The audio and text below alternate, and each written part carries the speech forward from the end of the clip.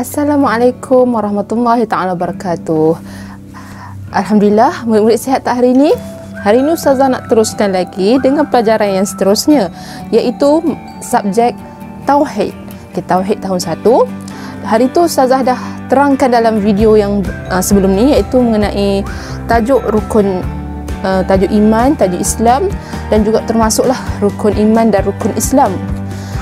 Kalau murid-murid tengok dalam buku teks bahagian akan isi kandungan, Ustazah dah habis menerangkan pelajaran pertama dan pelajaran kedua, dan hari ini Ustazah nak masuk pelajaran yang ketiga, iaitu beriman kepada Allah. Kalau murid-murid tengok pula dalam buku teks muka surat 17, iaitu pelajaran ketiga, beriman kepada Allah. Unit 1, pengertian dan dalil beriman kepada Allah Subhanahu Wa Taala. Kalau awak tengok dalam perhati dan faham, ada terdapat 4 gambar, dan ini merupakan ciptaan Allah Subhanahu Wa Taala. Allah Subhanahu Wa Taala bukan sahaja Tuhan kita, tapi Tuhan kepada haiwan, tumbuh-tumbuhan, cakrawala, dan termasuklah kita manusia.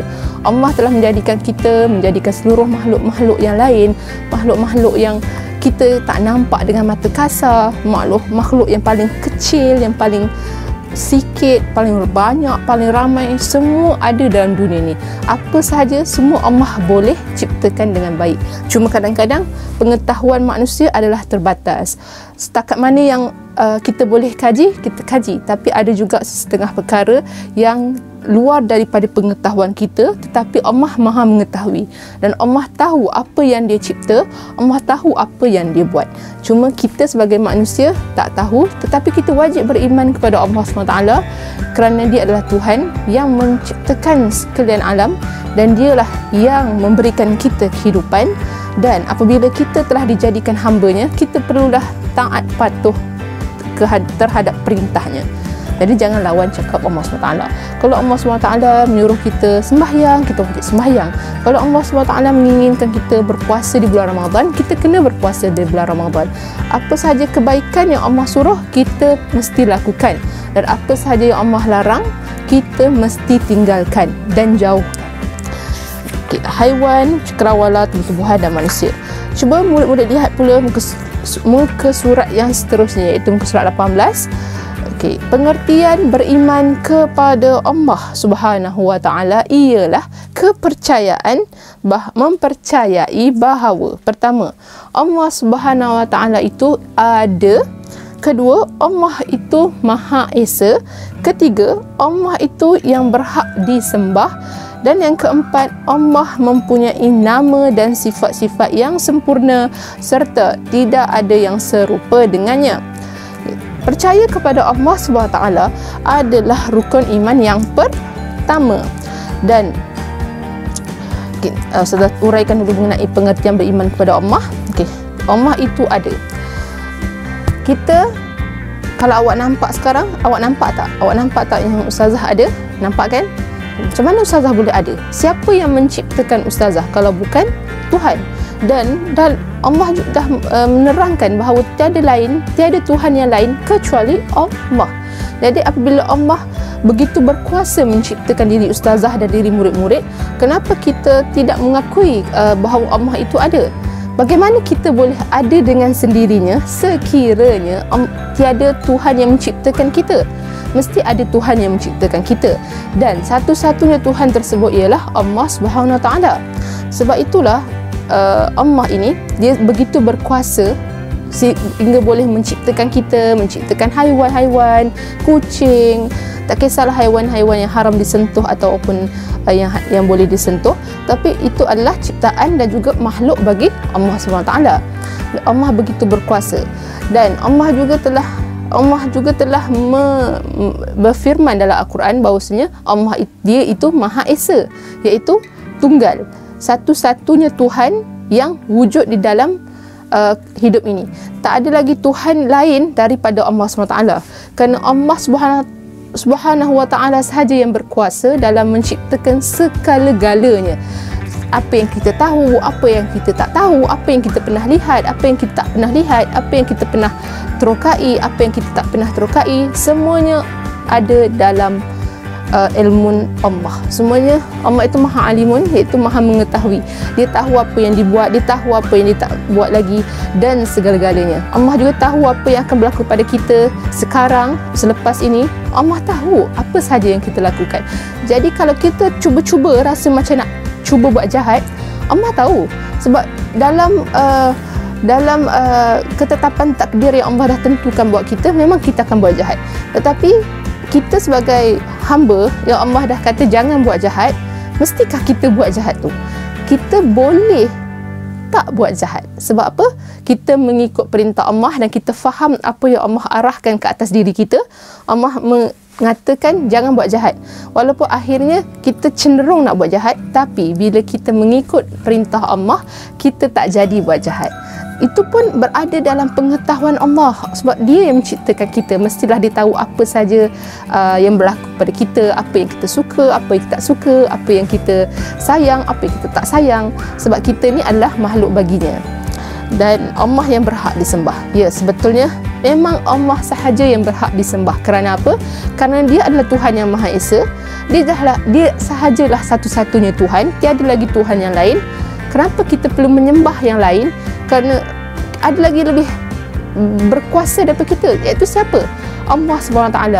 Mestilah kita perlu menyembah, kita wajib menyembah yang menjadikan kita yang paling berkuasa, yang menakluki 7 petala langit, 7 petala bumi, dan menguasai kita. Dan apa sahaja yang pernah kita nampak dan kita tak pernah nampak, yang apa sahaja yang kita pernah kaji dan apa sahaja yang kita tak pernah kaji, semua berada di bawah naungan Allah SWT.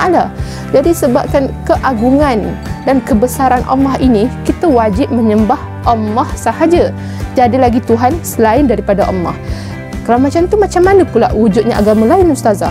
Macam mana wujud orang Cina, orang India, orang Jepun, orang Thailand dan sebagainya tu? Mereka bukannya Islam. Ya, betul, mereka bukan Islam. Tetapi murid-murid perlu percaya bahawasanya setiap manusia yang lahir ke dalam alam ini secara fitrahnya ialah beragama Islam. Secara fitrahnya beragama Islam. Tetapi apabila bayi tersebut meningkat menjadi kanak-kanak dan menerima asuhan daripada ibu bapa, kalau ibu bapa tersebut tidak mempercayai Islam, bukanlah beragama Islam dan bukan orang Islam, maka dia ibu bapa tersebut akan mengajar anak-anak mereka agama yang mereka anuti sekarang, iaitu selain daripada Islam. Tak kisahlah Hindu ke, Buddha ke, Kristian ke, Taoism ke, apa lagi, macam-macam lah ya, agama-agama di luar sana. Tetapi secara fitrah, secara awal sekali waktu penciptaan Nabi Adam, apa yang Allah anugerahkan Islam itu hanyalah kepada Islam itu Allah turunkan kepada manusia. Tak kisahlah manusia tu berbangsa apa sekalipun, asal sahaja sebelum mereka lahir ialah mereka beragama Islam. Cuma apabila dah menerima ialah manusia apabila lahir, Allah dah kurniakan akal, mereka menilik alam, mereka melihat alam ini, dunia ni melalui panca indera, iaitu mata, telinga, mulut, sentuhan dan sebagainya. Mereka mula untuk melakukan satu analisis baru, satu pemikiran yang baru, nak menunjukkan bahawasanya ada lagi Tuhan selain Allah. Sedangkan Allah dah maktubkan dalam Al-Quran bahawasanya Allah mengatakan tiada Tuhan selain daripada Dia. Betul tak murid-murid? Kalau murid-murid tak pasti, mari kita tengok kepada dalil wajib beriman kepada Allah, iaitu nombor 3, firman Allah Subhanahu wa taala muka surat 19. A'udzubillahi minasyaitonirrajim. Bismillahirrahmanirrahim. Qul huwallahu ahad, Allahus samad, lam yalid wa lam yulad wa lam yakul lahu kufuwan ahad. Maksudnya, katakanlah Tuhanku ialah Allah yang Maha Esa, Allah yang menjadi tumpuan sekalian makhluk untuk memohon sebarang hajat. Ia tiada beranak dan ia pula tidak diperanakkan, dan tidak ada sesiapa pun yang setara dengannya. Ini dalam Al-Quran ya, surah Al-Ikhlas ayat 1 hingga 4. Allah dah menyatakan dalam Al-Quran surah Al-Ikhlas bahawasanya Allah mengatakan tiada siapa pun yang setara dengannya. Maksudnya walaupun kalau katanya dalam agama lain ada Tuhan-Tuhan yang lain, pun tak boleh mengambil tempat Allah SWT sebagai Tuhan yang betul, Tuhan yang sebenar. Mereka semua itu adalah Tuhan ciptaan manusia. Manakala Allah ini sememangnya the power of the memang kuasa yang paling, yang pertama sekali wujud. Dia tak ada kita, tak ada malaikat, tak ada rasul-rasul, tak ada malaikat, tak ada alam semesta, semua tiada. Memang Allah itu dia adalah menjadikan dirinya sendiri. Sebab itulah dia adalah Tuhan yang sepatutnya yang kita sembah, yang sememangnya wajib kita sembah sebagai orang Islam, percaya dan akur kepada perintahnya. Kalau awak tengok nombor 4 yang kecil, bulat kecil 4 tu, Allah mempunyai nama dan sifat-sifat yang sempurna serta tidak ada yang serupa dengannya. Betul. Nanti selepas habis tajuk ni, kita akan masuk tajuk yang seterusnya, iaitu sifat 20. Kita akan belajar nama-nama Allah, Asmaul Husna, dan sifat 20 dan Asmaul Husna ni tak boleh bercerai lah. Maksudnya memang merupakan komponen terpenting untuk menjadikan kita orang Islam yang sejati. Sifat 20 nanti ada wujud, qidam, baqa' dan sebagainya. Ustazah tak nak terangkan sekarang, nanti Ustazah akan terangkan kemudian. Dan tadi mengenai dalil Al-Quran yang mengatakan Allah SWT itu wajib disembah, sebab Allah menjadi tumpuan sekalian makhluk untuk memohon sebarang hajat. Tak pernah lagi Allah tak mendengar doa kita. Sesungguhnya Allah itu maha mendengar, maha melihat, maha mengetahui akan resah, gelisah, kesedihan, ketakutan, kegembiraan dan sebagainya. Semua tu Allah tahu. Cuma sebagai manusia, contoh kalau kita berada dalam keadaan yang sukar, keadaan yang susah hati, contoh macam murid-murid berasa dalam keadaan yang sedih kerana takut nak macam mana ya, contohlah tak dapat mainan, mak ayah tak nak belikan, sebagai contoh. Tapi sebab apa mak ayah tak nak belikan mainan tersebut? Mungkin kerana mainan dah banyak di rumah. Itu yang pertama. Yang kedua, berkemungkinan apabila mainan dah banyak di rumah, tak dimainkan, maksudnya tak digunakan, ianya menjadi membazir duit. Itu perkara yang kedua. Mainan dah banyak, dan kedua, membazir duit. Jadi ibu bapa telah menidakkan permintaan awak tersebut, dan awak pun jadi sedih. Apabila awak jadi sedih, Allah tahu awak sedih. Tapi bila awak berdoa kepada Allah, kalau awak betul-betul nakkan mainan tu, insya-Allah, bukan sekarang, tapi kemudian bila dah mainan mainan yang awak ada tu dah rosak ke, dah lusuh ke, dah bagi ke orang lain ke, dekat kanak-kanak yang lain ke, nanti ibu bapa akan gantikan pula dengan mainan yang baru. Allah tu maha mengetahui. Cuma cepat atau lambat saja untuk Allah memberikan kebaikan ataupun kebaikan tersebut kepada hamba-hambanya. Jadi kita kenalah bersabar, jangan mudah melatah. Apa yang Allah suruh buat, kita buat. Yang penting sekali memang kena ada kesabaran yang tinggi, ya. Maksudnya sebarang hajat lah. Kalau kita pun sakit, kita dah berusaha pergi klinik, makan ubat, berehat yang secukupnya, makan makanan yang sihat, insya-Allah Allah akan bagi kesembuhan. Tapi yang penting jangan lupa berdoa kepada Allah dengan bersungguh-sungguh.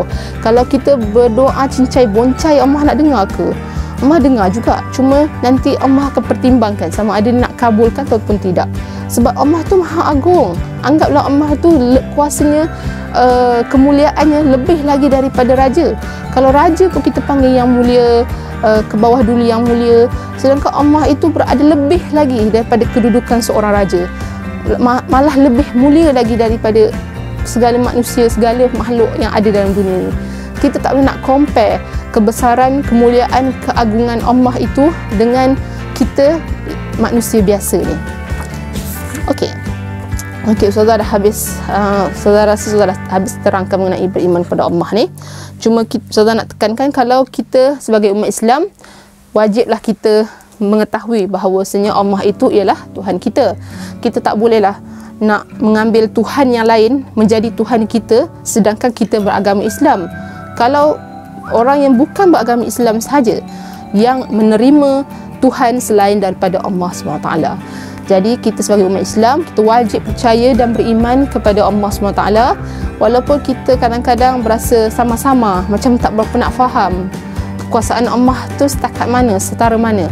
Tetapi Ustazah percaya seiring dengan masa, seiring dengan pengalaman, seiring dengan pemikiran yang lebih matang, kita akan dapat lihat kekuasaan Allah maha pengasihnya Allah, maha penyayangnya Allah. Itu semua kita akan dapat lihat seiring dengan giliran masa. Cumanya kita jangan pernah jemu, jangan rasa tak percaya. Tapi kalau kita ada rasa kepercayaan seperti itu menunjukkan iman kita belum kukuh sepenuhnya. Kita masih lagi berfikir-fikir, kenapa Allah ni tak nampak ya? Kalau Allah nampak. Kalau Allah nampak, kita pun nampak dia nampak kita. Macam mana Ustazah nampak awak nampak Ustazah? Kita makhluk yang wujud yang boleh nampak. Sebab tu Allah tu nak menunjukkan dia begitu berkuasa, begitu mulia. Dia tak akan menunjukkan dirinya yang bersifat. Kita ni ada sifat, ada badan, ada mata, mulut, cakap dan sebagainya. Kita kata Allah itu maha berkata-kata, tapi macam mana nak dengar Allah tu maha berkata-kata? Tak pernah pun saya dengar Allah cakap dengan saya. Memang kita tak akan nampak dan kita tak akan dapat rasa. Cumanya Allah akan datangkan perkara-perkara tersebut, keistimewaan itu bila kita ini menjadi insan yang mulia. Sebagaimana nabi-nabi kita, rasul-rasul kita seperti Nabi Musa alaihissalam menerima wahyu daripada Allah SWT secara direct, maksudnya terus saja, tak ada melalui malaikat mana-mana. Dan Nabi Musa pun mendengar sendiri kalam daripada Allah, mendengar Allah berbual dengannya, tak ada masalah. Sebab apa? Sebab dia adalah Nabi. Itu nak membuktikan bahawasanya Allah SWT itu berkata-kata. Cuma ada insan-insan yang terpilih, dan juga seperti Nabi Musa AS tu merupakan pangkat yang tertinggi, iaitu Rasul, mendapat peluang tersebut, iaitu tiada masalah untuk mendengar dan berbual dengan Allah SWT. Cuma kita tak dapat lah, tak apalah tak dapat. Kalau dapat berjumpa Rasulullah pun Alhamdulillah, syukur sangat-sangat. Jadi kalau nak dapatkan peluang-peluang begini, berjumpa dengan orang-orang yang baik dalam mimpi dan sebagainya, kita kena jadi orang yang baik supaya Allah melindungi kita, Allah menyayangi kita dan menempatkan kita di sisinya yang terbaik, insya-Allah. Okay, itu saja buat masa ini. Untuk tajuk kali ini, iaitu pelajaran ketiga Tauhid tahun 1. Ustazah ucapkan terima kasih kepada mereka yang telah menonton video Ustazah, dan penerangan ini wajib tonton ya, untuk mendapatkan kefahaman yang lebih baik. Okey, sekian dahulu. Wabillahi taufiq wal hidayah. Assalamualaikum warahmatullahi taala wabarakatuh. Terima kasih.